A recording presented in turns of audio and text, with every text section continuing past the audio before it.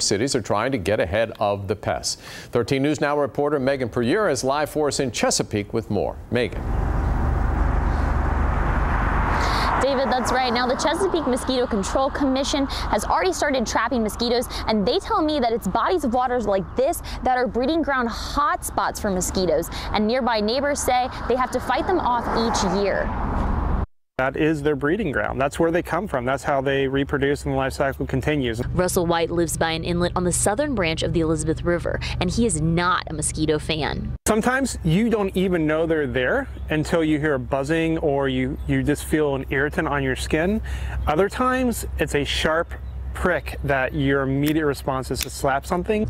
Most people notice mosquitoes once the biting starts, but Lisa Wagenbrenner, head biologist at Chesapeake Mosquito Control Commission, says she sees them months before that. A couple of species that will overwinter as adults. It doesn't matter how cold it gets, they will survive.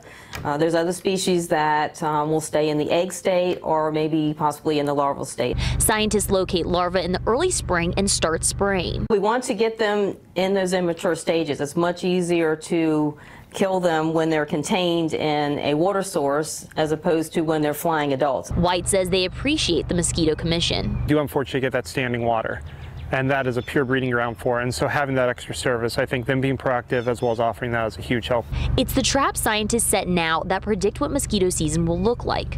Well, right now we're just looking for specific numbers and what's out there. Eventually we're going to reach what we call our thresholds, and that's when we will send our spray trucks out. One mosquito can lay nearly 200 eggs, and they can develop into adults within a week, but we don't see those stages. We actually haven't had any this far in the season, but they're coming. It's inevitable.